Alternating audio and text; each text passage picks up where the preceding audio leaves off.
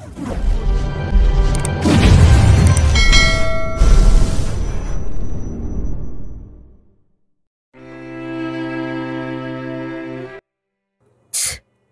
with that face? Don't you remember me? Nakataas sa mga kilay na tanong ni Kiel.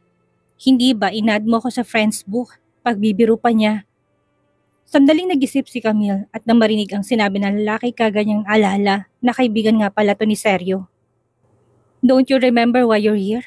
Maya-may tanong pa ni Kiel sa dalaga. Kumunot ang noo ni Camille at may bahid na pagtataka sa inosenteng muka. Ang alam ko lang, may paparating na sasakyan. Tapos hindi ko na alam ang nangyari, sagot ni Camille sa kaharap. Pinag-cross naman ni Sergio ang braso sa dibdib saka ngumisi. Tumalon ka lang naman nung nakita mong paparating yung kotse ko. Buti na lang nakapreno ko kaagad kung hindi baka pinaglamayan ka na ngayon. Nakagat ni Camille ang pang-ibabang labi. Kung gano'n ang lalaking ito pala ang may-ari ng sasakyan na iyon na mabilis magpatakbo. At ito rin mismong nagtakbo sa kanya sa ospital. Ganun ba? Salamat, nahihiyang pasasalamat ni Camille. No, don't thank me yet, awat ni Kiel sa dalaga. Little girl, nung una kinuha mong friends book account ko. At ngayon naman sinadya mong magpabangga sa kotse ko. Admit it, do you like me? Tanong ni Kiel na puno ng confidence sa sarili. Natigilan naman si Camille sa narinig. Sino namang matino ang sinasadyang magpabangga? At ano raw? May gusto siya dito? Sorry sa nangyari pero nagkakamali ka yata ng pagkakaintindi, mister. Babayaran ko na lang ang ginastos mo dito sa ospital. Sagot ni Camille sa seryosong anyo. Mabilis namang umiling-iling si Kiel. No, you don't have to pay back the hospital expenses. I-treat mo na lang ako ng dinner since parehas tayong hindi pa kumakain. Mister, nakalimutan ni Camille ang pangalan nito kaya hindi niya madugtungan ang sinasabi. Just call me Kiel. Singit naman ng binata na may pilyong ngiti sa labi. Mr. Kiel, wala akong pera para ilibre ka sa mamahaling restaurant. Kaya pakiusap, itatransfer ko na lang ang kabayaran para sa pagpapa-ospital ko. Gate ni Camille. Hindi niya maintindihan kung ano bang gustong mangyari ng kaharap. Sa sinabi niya ni Camille, hindi mapigilang matawa ni Kiel. Masyadong honest ang babae. Bagay na inaasahan na niya mula dito. Are you serious? Binibigyan na nga kita ng chance para makasama kong kumain. Ayaw mo pa? Hindi makapaniwalang tanong ni Kiel bagamat nakangiti. Pero hindi ko gustong makasama kang kumain. Pagdediretsa ni Camille sa kaharap. Wala siyang interes sa mga anak mayamang tulad nito. Sa halip na mainis ay ngumiti naman si Kiel. Nasa mood siya para sabayan kung anumang drama ang ginagawa nito. Come on, nagpapakipot ka ba? Tanong niya. Ayaw nang makipagtalo pa ni Camille sa lalaki dahil pakaramdam niya ay drain na drain siya sa dami ng mga nangyari sa kanya ng araw na yon. Kaya naman hinayaan na lang niya ito sa kung ano man ang gusto nitong isipin. Maraming salamat ulit sa pagdala sa akin sa ospital, Mr. Kiel. Maiwan na muna kita. Mag-withdraw ako ng pangbayad sa'yo. Ani Camille saka kumalis at bumaba ng kama. Nagtuloy-tuloy siya ng labas at hindi pa pinansin pa ang lalaki sa pagtawag nito. Hey wait, pagtawag naman ni Camille pero nagmistulang bingi ang babae kaya naman wala siyang nagawa ko hindi sundan ito. Huminto si Camille sa isang ATM machine sa labi ng ospital para mag-withdraw ng pera. Ang maliit niyang mukha ay maputla at mukhang may sakit. Subalit kahit na ganun ay napakaganda pa rin ito. Pakiramdam ni Kiel ay bumilis ang tibok ng kanyang puso habang pinagmamasdan ng dalaga. Kaya naman hindi niya napigilan ang sarili na kunan sa cellphone at patagutong kunan ng picture. Hindi pa siya nakontento. Hinanap pa niyang pangalan ni Sergio sa kanyang contacts at pinadala yung sabay-sabing. Bro, this little girl is very pretty. I like her. Liligawan ko siya. Aniya sa message. Si Sergio Reynosong taong kinatatakutan ni Kiel kahit na kaibigan niya. Dahil may pag-uugali siyang hindi niya naintindihan. Madalas siyang hindi nagsasalita. Ngunit kapag ang kanyang matalim na mga mata ay tumingin sa iyo, ang iyong mga tuhod ay manginginig sa takot. Bagay na bagay nga ditong pangalang Sergio dahil wala itong kasing talas kung tumitig. Isa pa kaya siya nagpaalam kay Sergio dahil nung huling inutusan siya nitong i-delete ang Facebook account ng dalaga sa kanyang phone dahil ayaw daw itong iharas niya ang empleyado nito. That's why he gave him a heads up in advance. Nang maka-withdraw, inilahad ni Camille ang hawak na pera sa harap ng lalaki. Mr. Kiel, maraming salamat ulit sa pagtulong mo. Magalang na wika ni Camille. Sa kabahagyang ngumiti, natulala naman si Kiel sa magandang ngiti na iyon ng dalaga. Ang tipo talaga niya pagdating sa mga babae magaganda at sexy. Kaya hindi niya nakalang ang tulad nitong mistulang bulaklak na papasibol pa lang ay may special charm para sa kanya. Kaya hayon at para siyang tanga na mabilis ang tibok ng puso. Nang hindi magsalita ang kaharap na lalaki at nakatingin lang sa kanya, walang choice si Camille, kundi ilagay mismo sa palad itong perang kabayaran. Pagkatapos ay basta na lang siyang tumalikod at tinungong elevator. Tila naman doon na lang natauhan si Kel. Hinabol niya si Camille na noon ay nakatayo sa tapat ng elevator. Wait lang, bakit ka ba nagmamadali? Tanong niyang nakakunot noo. Ihahatid na lang kita sa bahay niyo kapag discharge mo sa ospital. Hindi na, Mr. Kel. Kaya ko naman ang sarili ko saka ayaw ko maabala ka pa.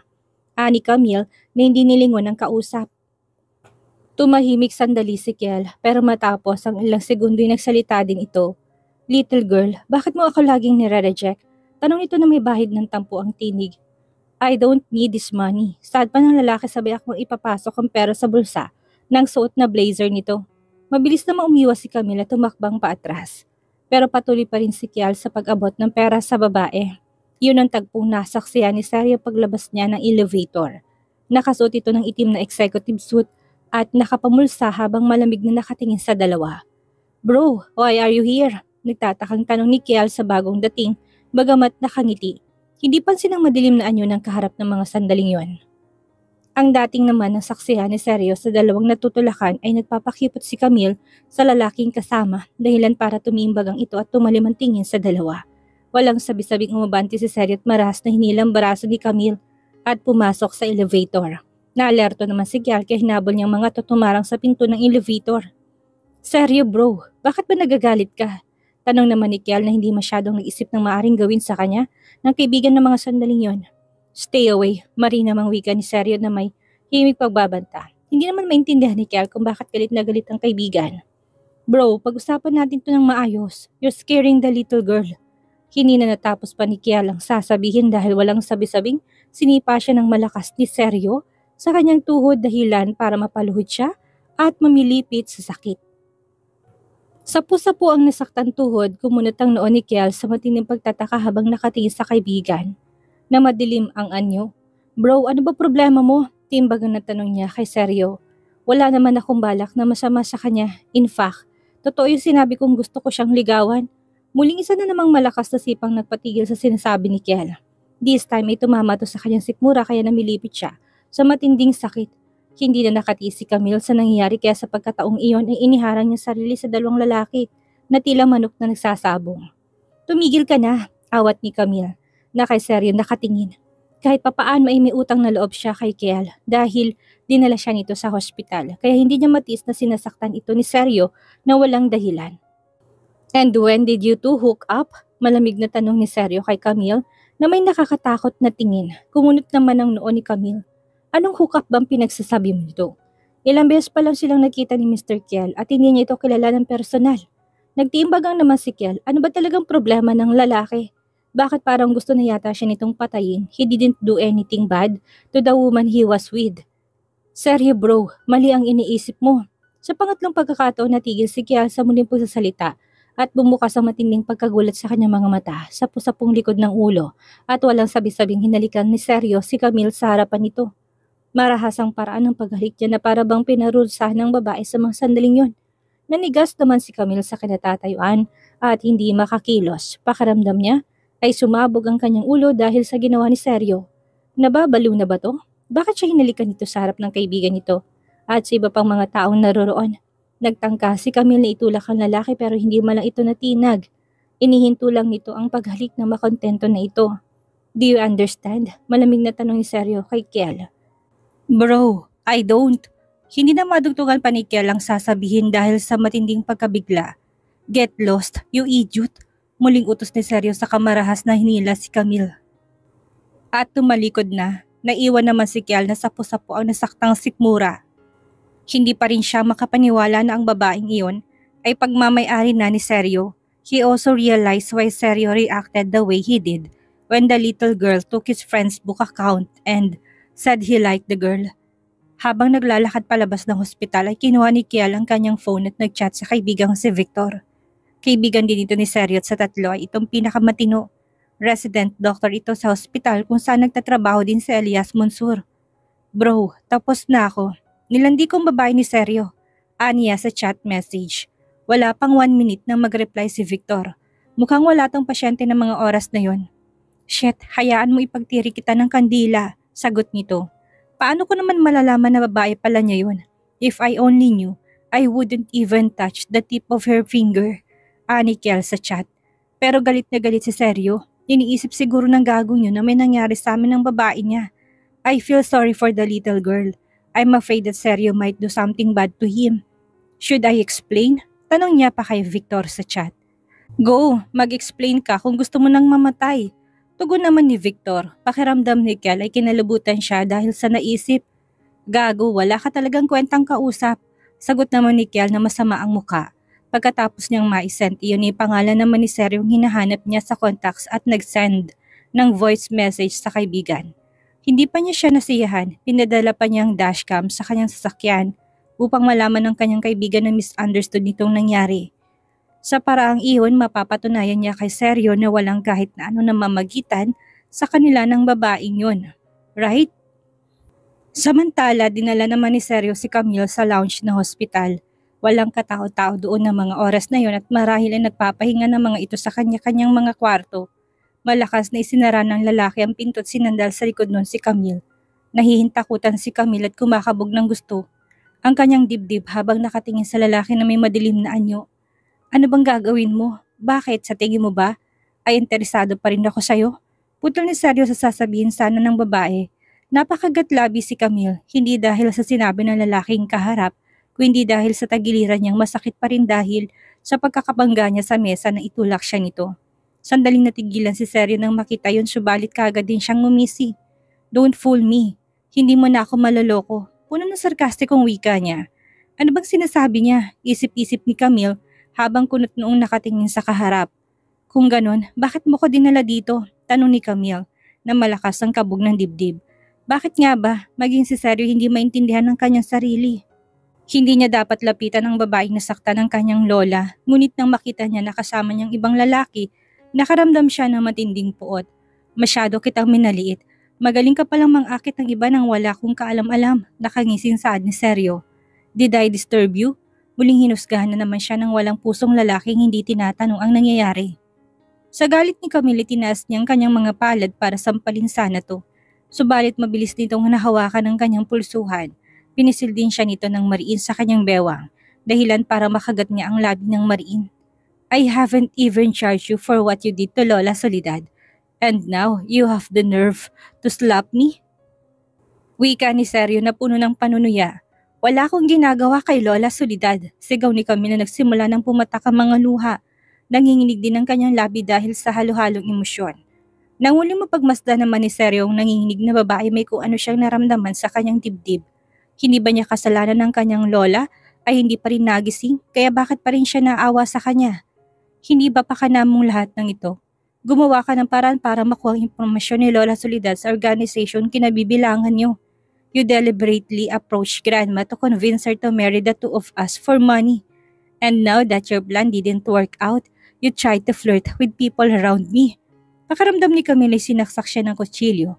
Matapos marinig ang mga yon, kailan niya ginawa ang binibintang nito. Humugot na muna ng malalim na hininga si Camille dahil pakaramdam niya ay naninikip ang kanyang dibdib.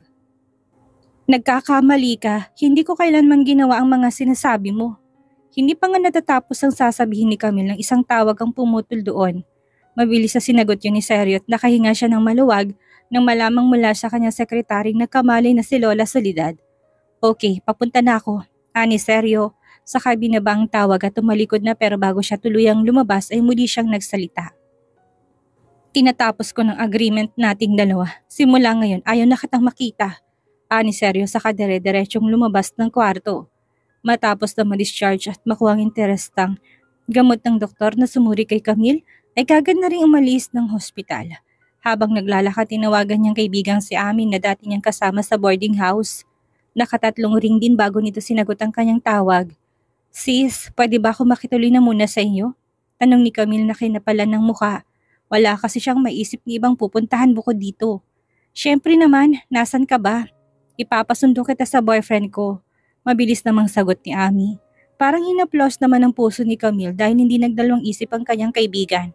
At kagad nang pumayag na hindi nagtatanong ng kahit na ano mula sa kanya. Huwag na, nakakahiya naman. Magta-taxi na lang ako, ani Camille sa kabilang linya. May kalayuan kasi ang pako sa lugar kung nasan siya ng mga sandaling iyon. Okay, pagkasakay mo kunin mong plate number at isend mo sa akin.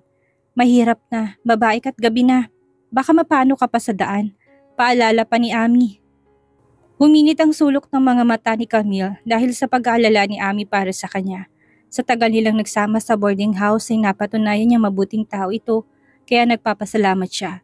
Sandaling naghintay si Camille ng taxi at nang makasakay nagpahatid na muna siya sa Reynosa residence para kunin ang kanyang mga gamit dahil kung hindi niya makukuha ng gabing iyon ang kanyang mga bagahe sa hotel, hindi na siya magkakaroon pa ng pagkakataong makuha yon. Ayaw na niya makita pa sila ni Sergio kaya naman sasamantalahin na niya ang pagkakataong alam niyang wala pa ito sa hotel. Kalahating oras na marating ni Camille ang Reynosa residence. Hindi na siya nagsayang pa ng oras at inimpake ang lahat ng gamit niya. Hindi naman ganun karami ang kanyang mga gamit kaya inabot lang siya ng halos kalahating oras para impake yon. Hila-hilang isang malaking luggage bag at isang backpack. Sumakay ng elevator si Camille. Pagbaba niya sa lobby nakasalubong niyang housekeeper ng hotel. Miss Asuncion, kung saan man po kayo pupunta ngayong gabi, mag-iingat po kayo. Anang housekeeper na bakas ang concern sa tinig. Salamat po, tipid niyang sagot sa matanda. Babalik din pa kayo kaagad? Gusto niyo bang ipaghanda ko kayo ng midnight snack? Tanong pa nito. Marahang umiling si Camille. Hindi na po, pakibura na lang din pong fingerprint ko sa system. Hindi na po ako babalik dito. Hindi na nakapagsalita ang housekeeper at bakas ang pagkagulat sa mukha. Matapos noon ay kagad na rin umalis si Camille sa hotel na yon. Kagad din siyang makahanap ng taxi na sasakyan patungo sa dating boarding house. At katulad ng paalala ni Ami, kinuha niya ang plate number ng nasakyan taxi at pinadala yun sa kaibigan sa chat. Halos isang oras din ang makarating si Camille sa dating boarding house. Masaya siyang sinalubong ni Ami at hindi na rin nagtanong pa ng dahilan kung bakit bigla siyang nag-alsa balutan. At dahil kapwa sila may pasok sa trabaho kinabukasan, hindi na rin siya nagtagal pa na kamustahan at pareho na rin silang naghanda para matulog. Pagkatapos makapaligot makapaghiga, hindi maipaliwanag ni Camille kung bakit nakaramdam siya ng kaginhawaan. Kumpara sa marangyang hotel na yon na walang iba kundi si Sergio lang ang nag-iisang nakatira, ramdam niyang mas komportable siya ng mga sandaling iyon. Sa wakas, natapos na rin ang lahat. Hindi na siya mistulang ibon na nakakulong sa marangyang hawla. Sa hospital sa isang marangyang ward, isang grupong nakapalibot kay Lola Soledad nakagising lang simula nung daling ito sa ospital. Granny, are you okay? How is your feeling? Fedra asked her grandmother pretending to be worried. Sabi na nga niya't hindi pa ito mamamatay dahil masamang damo ito. Lihim namang napasimangot si Nanay Tasing na kasalukuyang naroon din. Kitang-kita niya kung paano halos ayaw nitong bitawan ang buhok ni Miss Camille kahit na alam nitong nasa kapahamakan ng matanda. Hindi pa bumabalik ang lakas ni Lola Soledad at tinanghina pa rin to. Kahit na ganun ay nagawa pa rin itong magsalita ng mahinang tinig. Nasaan si Camille? Sa narinig ay nawalang kunwaring pag-alala ni Fedra sa mukha at kagad tong sumimangot. Granny, nandito ako sa harap mo ngunit hinahanap mo pa rin ang hangal na babaeng yon. Tanong ni Fedra na kunwaring nagtatampo. Hindi naman maatim ni Lola Soledad ang masamang salitang binabato ni Fedra kay Camille, kaya naman pinukol niya ito ng masamang tingin. What? Kinulam ka na ba ng bruhang yun, Granny? Why do you seem to favor that stupid girl more than me? Your granddaughter. Ayaw paawat pa rin patutsada ni Fedra sa matanda. Samantalang hindi naman nakatiis si Nanay Tasing. Sumabat din sa ginagawang yun ni Fedra. Miss Fedra, hindi pa magaling si Madam Soledad, kaya pwede bang hinaan mong boses mo? Nakikiusap niyang wika sa dalaga. Did I say something wrong? Kunot noong tanong ni Fedra sa mayordoma. Isa ka pa manang Tasing. Bakit ba mas kinakampihan mong babaeng yon? Baka nakakalimutan mo kami ang pamilya Reynosong nag-hire sa'yo at hindi ang bruhang yon. Hindi naman nakaramdam ng takot si Nanay Tasing para kay Fedra. Ilang dekada na siyang naninilbihan sa pamilyang iyon at kung hindi lang siya nag-aalala para kay Madam Soledad ay nag-retired na siya. Matanda na rin kasi siya at may nararamdaman na sa katawan. Miss Fedra, hipag mo pa rin si Miss Camille kaya dapat hindi mo siya pinagsasalitaan ng ganyan. Maling-mali ang ginawa mong awayin siya kanina. Mahinaong sagot naman ni Nanay Tasing. Si Sergio na kanina pa nakikinig sa mga ito na nakatayo sa sulok at magkakrus ang braso, sa dibdib ay nagsalubong ang makakapal na kilay nang marinig ang sinabi ng mayordoma. Kung ganon, nag-away si Camille at Fedra. And what kind of sister-in-law does she have? What right does that witch have to enter the mansion? Hindi pa rin paawat na sagot ni Camille sa matandang mayordoma. Bigla namang rumihistro sa balintataw ni Seryong luha ang mga mata ni Camille kanina. Hindi niya maintindihan pero nakaramdam siya ng matinding iritasyon. Niluwagan niyang kanyang necktie dahil pakaramdam niya ay nasasakal siya. Shut up! Sigaw niya sa mga to. What? Tama naman ako eh. Bulong ni Fedra na hindi pa rin magpapaawat. Get out! Mariing utos ni Seryo sa babae sabay turo na nakasarang pinto. Okay, fine. Sagot muli ni Fedra saka nagmamatya palabas ng kwarto. Nang makalabas ito'y tumahimik ang paligid. Saka lang nagkaroon ng pagkakataon na mag-usap si Seryo at ang kanyang lola Soledad. Alam mo ba, iho? Si Camille ang nagligtas sa akin. So you should thank your wife on behalf of me. Kung hindi dahil sa kanya, baka namatay na ako. Wika ni Lola Soledad na ikinapatda ni Seryo. Oh, what did you say, Grandma? Tanong ni Seryo. Iniisip niya kung nagkamali lang ba siya ng dinig. Nabulunan ako ng ubas sa kinakain ko. Mabuti na lang at dumating kaagad si Camille at tinulungan akong mailuwa ang ubas na bumara sa lalamunan ko. Naistatwa si Seryo sa kinatatayuan at tinakasan ng kulay ang muka. Kung ganoon, si Camille ang nagligtas sa kanyang lola? Pakiramdam ni Seryo ay may kamay na pumiga sa kanyang puso ng mga sandaling iyon nang ma-realize ang lahat ng masasakit na salitang binitawan niya kay Camille. Ano ang gagawin ni Seryo matapos malaman ang ginawang pagligtas ni Camille kay Lola Soledad? Ano ang gagawin niya ngayong pinalayas na niya si Camille? Yan ang ating aalamin sa susunod nating kabanata.